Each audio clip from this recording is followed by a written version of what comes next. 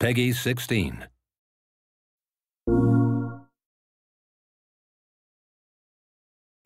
I'm Christian Sadak, Senior Designer for Zipper Interactive. Today we'll be exploring the various ways you can enjoy our first PlayStation Vita title, Unit 13. In this video, I'm going to talk to you about all 5 of our game types and explain the rules and gameplay differences that make each method of play fun and exciting. Direct Action is the first game type unlocked on the mission grid, and will be the first game type you'll get to play. Direct Action missions are definitely the longest game type in Unit 13 and don't have any special restrictions. Each Direct Action mission also has a diverse collection of objectives that your operative can undertake, whether it's planning a surveillance device, obtaining intel, or neutralizing an enemy leader. Of course, all Direct Action missions allow players to take multiple routes, which encourages players to experiment with alternate paths and characters each time they play. Speaking of which, I recommend using Animal, Chuckles, or Python for Direct Action missions. Their not-so-subtle approach and gear that goes boom is ideal for multi-point situations. Our Covert game type is the mode that's quickest to play, and it's all about using stealth as your primary means of advancement. Your goal here is to get through the mission without being seen or setting off alarms. In Covert missions, pay attention to the icons above your enemies' heads. If you haven't been spotted, but a bad guy has seen or heard something, then a suspicious icon appears over their head. In fact, use Ringo.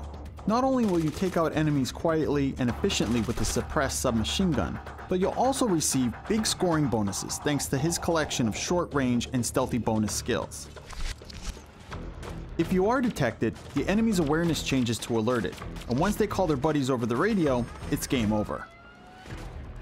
That's why it's important to eliminate the enemies that see you before they can call any alarm. Do that and you're in the clear. It should be noted that if you're spotted by an enemy camera, you'll have to take it out quickly or risk failing the mission. And activating a laser tripwire automatically fails the mission. Just remember to stay hidden and don't get spotted in the first place. Avoid enemies, use suppressed weapons, avoid sprinting, use cover, and melee your enemies to keep from making too much noise. Of course, if you're really good, then it's possible to complete covert missions without eliminating a single bad guy. In fact, you get a big scoring bonus if you can pull it off. One last tip for covert. Build Ringo up to level 4 to unlock the small suppressor attachment for the entire team. With that setup, Alabama is a great choice here as he'll then be able to take out enemies quietly from a distance. Chuckle's ability to spot electronic hazards is helpful too. The Deadline game type is a race against time. When playing this mode, your primary goal is to get in, complete your objectives quickly, and escape before time runs out. The good news is that your time in Deadline isn't absolute. You can earn more time by reaching checkpoints, which makes speedy navigation and quick thinking your #1 ally. Python and his machine gun and Chuckle's upgraded assault rifle are perfect for the run and gun nature of Deadline. If you can avoid getting shot, Ringo has the fastest movement and can get the best times, but he's also the most fragile, making him an effective but advanced choice. A good tip to remember for all Deadline missions, regardless of their objectives, is to avoid sneaking around, trying to defuse every charge, or do other time-consuming things. You'll get more points for finishing quickly anyway, and you'll lessen your chances of running out of time on the clock.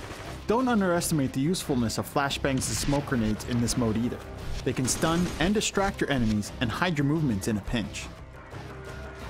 Our Elite game type will test your skills. Unlike our other game modes, Elite has a health bar to watch instead of regenerating health. Plus, if you die, you can't restart from checkpoints. You'll have to start the mission all over again. Don't get too intimidated though. Elite missions aren't as long as some of the other game types, and your health refills when you hit the checkpoints. Just remember to avoid getting hit. More health at the checkpoints means more bonus points when you're done. Less health means fewer points. There is one exception though. Zeus's red line skill bonus racks up more points when he's low on health. And since health doesn't regenerate in Elite, you can use this skill to earn massive bonus points.